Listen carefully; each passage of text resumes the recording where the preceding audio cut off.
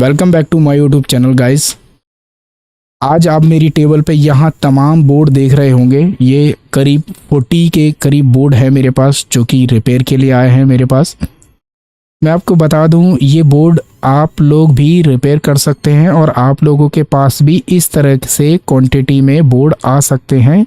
बस शर्त यह है कि आपको अपने आप को ये दिखाना होगा कि आप एक बेहतर इंजीनियर हैं।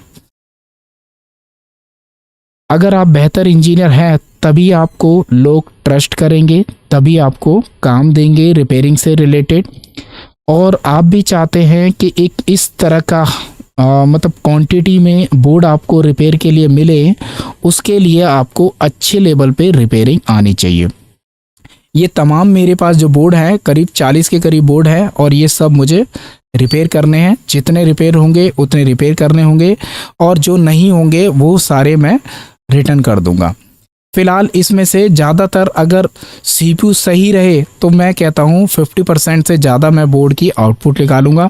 और मैं आपको बता दूं कि आप भी इस तरीके के क्वांटिटी में बोर्ड रिपेयर कर सकते हैं, बस आपको अच्छे लेवल पे रिपेयरिंग आनी चाहिए। अगर आप भी सीखना चाहते हैं लैपटॉप रिपेयरिंग और एडवांस लेवल की तो आप हमसे कांटेक्ट कर सकते हैं। और अगर किसी तरह का कोई बोर्ड वगैरह रिपेयर कराना हो तो उसके लिए भी आप कांटेक्ट कर सकते हैं। चलिए मैं यहाँ से एक बोर्ड आज उठाता हूँ और उसमें से एक बोर्ड हम रिपेयर करेंगे और फिलहाल एक बोर्ड रिपेयर करके हम देखेंगे और उसमें देखेंगे किस तरह की इस बोर्डों में प्रॉब्लम आती हैं। चलिए बोर्ड रिपेयर करना शुरू करते हैं। चलिए एक बोर्ड उठा लेता हूं, तमाम इन सभी बोर्डों को मैं हटा देता हूं। तो चलिए मैंने उन तमाम बोर्डों में से एक बोर्ड ले लिया है और यहाँ पे इसका मैं अगर पार्ट नंबर आपको दिखाऊं तो यहाँ पे लिखा हुआ है NM-D474 और इसका रिवीजन है 2.0। और अगर मैं इसके सीपीयू की आर्किटेक्चर से देखकर अगर मैं आइडिया लगाऊं तो ये 10th या 11 जनरेशन का सीपीयू होना चाहिए आई थिंक। तो एक बार इसका कंफर्मेशन ले लेते हैं कि ये कौन सी जनरेशन का बोर्ड है। तो चलिए चलते हैं गूगल में और इसका एसआर नंबर एक बार सर्च करके देखते हैं और फिर देखेंगे कि ये कौन सी जनरेशन का सीपीयू लगा है, यानी कि कौन सी जनरेशन का ये आर्किटेक्चर का बोर्ड है। चलते हैं हमारे डेस्कटॉप की तरफ। इसका SRK04 SRK04 Intel core i5 11 generation का ये सीपीयू है इसमें लगा हुआ। चलिए हमने देख लिया कि सीपीयू जो है इसमें 11 जनरेशन का लगा हुआ है और इसमें प्रॉब्लम इसमें क्या है, क्योंकि कई सारे क्वांटिटी में बोर्ड हैं। पता नहीं जिसने दिए हैं मुझे उसे खुद नहीं पता, बस उसने कहा कि आपको ये सब बोर्ड रेडी करने हैं। तो सबसे पहले हमें ये देखना होगा कि इस बोर्ड में क्या कंडीशन है। पहले चलिए एक बार पावर कनेक्ट करते हैं और उसके बाद चेक करेंगे क्या हमारे बोर्ड में पावर आ रही है या नहीं। चलिए मैं डीसी को एक बार कनेक्ट कर लेता हूं और उसके बाद फिर देखेंगे क्या हमारे बोर्ड में पावर ऑन है या नहीं। चलिए डीसी मैंने कनेक्ट कर ली है और डीसी का जो वोल्टेज है वो लगभग मैंने 19 वोल्ट यहाँ पर अपनी सेट करी हुई है। और यहाँ पर मैं इसको डीसी जैक को एक बार कनेक्ट कर देता हूँ और आई होप यहाँ पे डीसी कनेक्ट कर दी है। पहले डीसी कनेक्ट करने से पहले हम क्या करते हैं, एक बार इसकी कॉइल के इम्पीडेंस ले लेते हैं ताकि अगर नो पावर का केसेस हुआ तो हमें नो पावर के केसेस के हिसाब से इस बोर्ड को रिपेयर करना होगा। चलिए डीसी को मैं क्लोज कर दे रहा हूँ। पहले मैं मल्टीमीटर ले लेता हूँ ताकि इसके जो इम्पीडेंस हम लेते हैं वो इम्पीडेंस ले लें। चलिए और मल्टीमीटर को कनेक्ट कर लिया है, ठीक है। एक एक कॉइल पर हम चेक करेंगे क्या किसी कॉइल पर शॉर्टिंग तो नहीं है।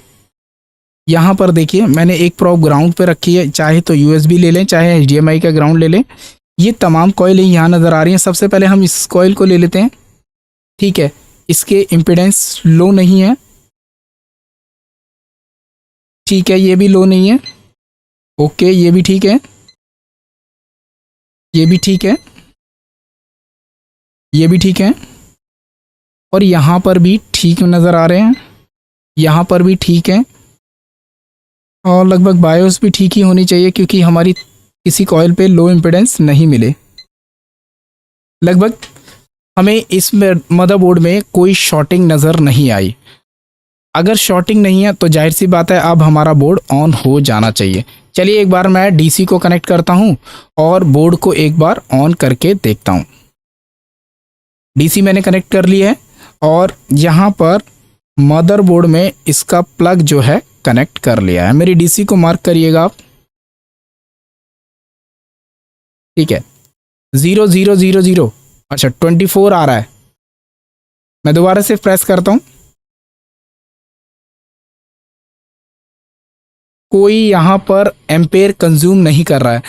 ऐसे केसेस में मैं आपको अपना एक्सपीरियंस अगर बताऊं तो इस केस में दो कंडीशन हो सकती है इसमें, या तो आपकी 19 वोल्ट की लाइन शॉर्ट है या फिर 19 की कोई रिक्वायरमेंट में दिक्कत है। यानी कि अगर आपको स्कीमेटिक अंडरस्टैंड करना आता है या समझना आता है तो मैं आपको बता दूं, या तो जो सिचुएशन अगर मैं आपको दिखा रहा हूं यहाँ पर, अगर मैं दिखाऊं,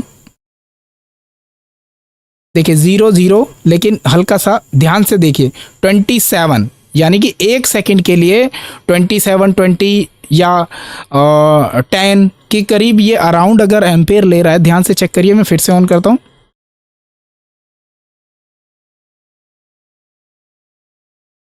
देखा आपने, यहां पर कुछ एम्पेयर कंज्यूम करने की कोशिश कर रहा है लेकिन वो प्रॉपर नहीं हो रहा है। तो मैं आपको बता दूं, जब भी ऐसी कंडीशन आए तो लेटेस्ट जनरेशन में अब हो क्या गया है, जितने भी नए जनरेशन के बोर्ड आ रहे हैं, 10 या 12 जनरेशन या 13 जनरेशन जो आएंगे, उनमें अब 19 वोल्ट में जब आप प्लग करते हैं तो वो वाला टाइम चला गया कि 19, जैसे ही आप अगर 19 शॉर्ट होगा तो आपकी डीसी सप्लाई जो है आपको क्या दिखाएगी, रेड लाइट इंडिकेट करेगी। वो अब टाइम चला गया कि आपने डीसी में देखा रेड लाइट आ गई और आपका दिखा कि 19 वोल्ट शॉर्ट है, नहीं, अब वो टाइम नहीं है। अब थोड़ा सा आर्किटेक्चर चेंज हो गया है तो उसके हिसाब से आपको शॉर्टिंग जो अब लेटेस्ट जनरेशन में 19 वोल्ट में अगर शॉर्टिंग आती है तो किस तरीके से दिखती है मैंने आपको अभी दिखाया। तो इसमें 100% 19 वोल्ट शॉर्ट होगी। क्यों? क्योंकि दो कंडीशन है, मैंने आपको बताया दो कंडीशन हो सकती है इसमें, क्या, या तो 19 वोल्ट शॉर्ट है या फिर आपकी क्या है, इसमें 19 वोल्ट बनने के लिए जो रिक्वायरमेंट होती है वो कहीं ना कहीं कंप्लीट नहीं हो रही है, रिक्वायरमेंट की कोई रिक्वायरमेंट में मिसिंग है। तो सबसे पहले हम क्या करेंगे, रिक्वायरमेंट ना चेक करके इसकी शॉर्टिंग चेक करेंगे। और मैं आपको दिखा दूं, जनरली ज़्यादातर ये जो एन चैनल के जो मॉसफेट होते हैं जस्ट उसके आसपास ही CLR लगे होते हैं। आप CLR पे इम्पीडेंस ले लें। चलिए इम्पीडेंस लेते हैं और चेक करेंगे क्या वाकई में इसमें शॉर्टिंग है, क्योंकि मैं जैसा बता रहा हूँ आपको, आप खुद भी चेक कर सकते हैं अपने एक्सपीरियंस के हिसाब से। क्या, जैसे ही मैंने प्लग किया 00027, यानी कि कहीं ना कहीं वो एम्पेयर कंज्यूम कर रहा है लेकिन फिर वो ड्रॉप कर रहा है, यानी कि शॉर्टिंग है आगे। चलिए कैसे कंफर्म करते हैं शॉर्टिंग है या नहीं। चलिए मल्टीमीटर को कनेक्ट कर लेते हैं और यहाँ पर इस CLR को हम क्या करते हैं, एक बार इम्पीडेंस लेते हैं। देखिए अब इम्पीडेंस लिया तो 0, और अब मैं अगर DC को कनेक्ट करूं तो यहां पर देखिए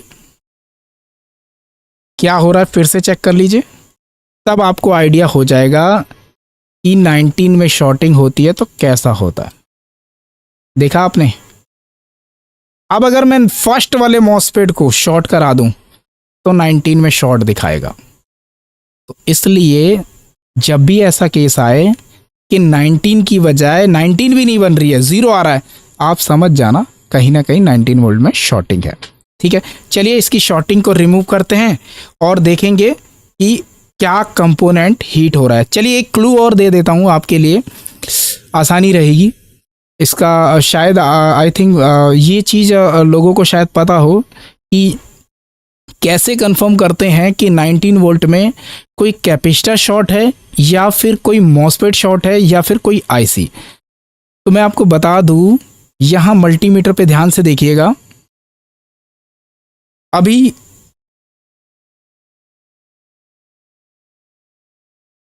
003 आ रहा है, ठीक है, 003।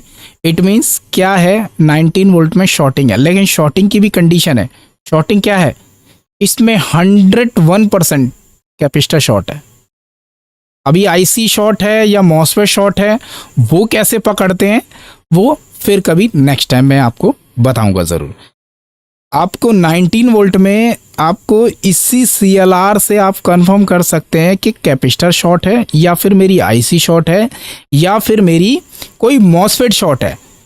वो कभी नेक्स्ट टाइम केस आएगा तो मैं ज़रूर आप लोगों के साथ शेयर करूंगा। फिलहाल मैंने इम्पीडेंस के हिसाब से आपको देख लिया है कि इसमें जो नॉन पोलर कैपेसिटर लगे होते हैं वो कहीं ना कहीं शॉर्ट होंगे। चलिए जंपर लगा लेते हैं एक बार और उसके बाद चेक करते हैं क्या हमारा शॉर्ट है। 19 वोल्ट जब भी शॉर्टिंग आप निकालें, एक प्रॉब ग्राउंड पे और एक जो प्रॉब है आपकी CLR पे रख लें और वोल्टेज को याद रखिएगा हल्का हल्का बढ़ाना है। देखिए यहाँ पर 1 वोल्ट के करीब में भी कुछ हाई एम्पेयर नहीं लिया इसने।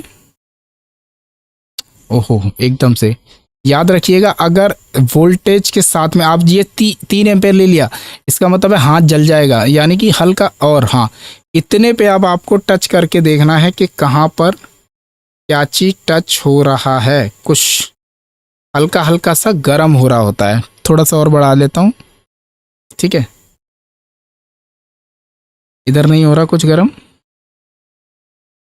पीछे की साइड में कुछ गर्म हो रहा है, देखते हैं। यहाँ लगा लेता हूँ और यहाँ पर कुछ गर्म हो रहा है क्या? नहीं गर्म हो रहा। ये देसी फॉर्मूला है, हाथ से जो चेक करने का है। बाकी अगर आपका बजट है तो आप क्या कर सकते हैं, थर्मल कैमरे का यूज़ कर सकते हैं। उधर तो नहीं गर्म हो रहा कुछ, ठीक है। CLR पे फिर से मैंने कनेक्ट किया है, कुछ गर्म होता हुआ नज़र नहीं आ रहा है। फिर से बढ़ाता हूँ हल्का सा,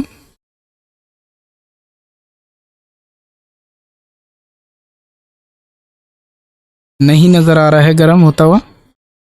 एक बार पीछे चेक कर लेता हूँ, नहीं गर्म नज़र नहीं आ रहा।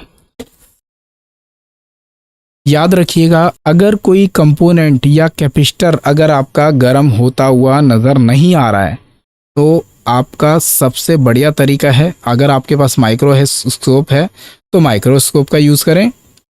अदरवाइज आपको क्या करना होगा, कई बार ऐसा होता है, होता तो कैपेसिटर ख़राब है लेकिन वो क्या होता है, वो हीट नहीं हो रहा होता है। क्यों? क्योंकि क्या होता है, कैपेसिटर के जस्ट नीचे में एरिया में इनों में क्या होता है, हल्का हल्का फंगस आ जाता है, जिसके कारण से क्या होता है, कैपेसिटर की वजह से वो शॉर्टिंग तो दिखाता है लेकिन वो जब हीट की बारी आती है तो हीट नहीं होते। तो अब हमें क्या करना पड़ेगा, एक एक कैपेसिटर को माइक्रोस्कोप से चेक करिए या फिर हल्का सा ऐसे करके बड़े ध्यान से जो 19 वोल्ट के लाइट के कैपेसिटर होते हैं उनको हल्का सा चेक करेंगे। अगर आप चेक करेंगे तो क्या होगा, कहीं ना कहीं हल्का सा क्रैक रहता है उसके अंदर। अब उस कैपेसिटर को ढूंढना है आपने कि क्रैक कहाँ पर लगा हुआ है, और क्रैक लगने का सबसे अच्छा तरीका कहाँ मिलेगा, जहाँ पे हल्का सा फंगस रहा होगा।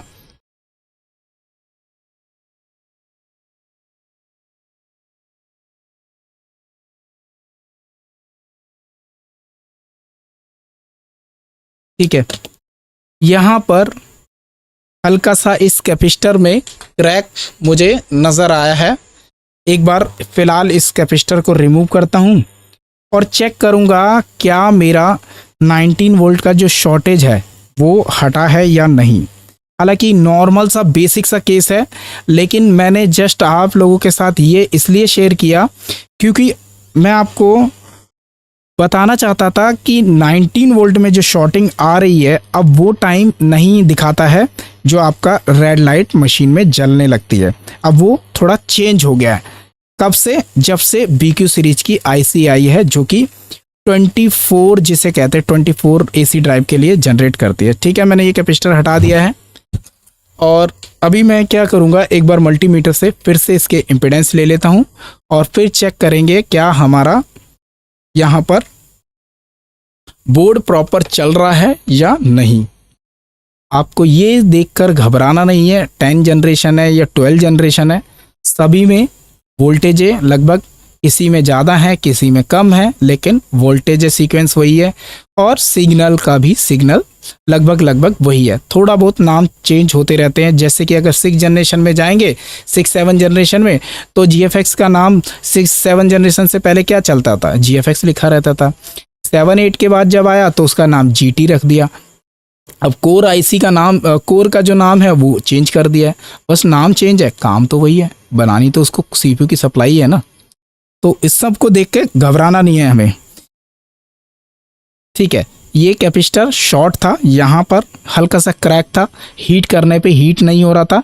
तो जैसा कि मैंने बताया कि हल्का सा क्रैक आ जाता है, वो चीज़ आप ध्यान रखेंगे।